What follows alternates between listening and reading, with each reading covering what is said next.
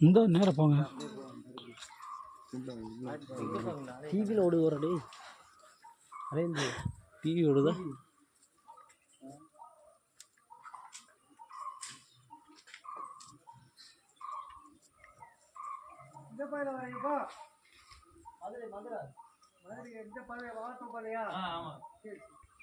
என்னங்க என்னங்க ஆ என்ன சாமி ஏங்க சாப்பாடு எதுவும் போடலையா? சாப்பாடு போட ஆள் இல்லை.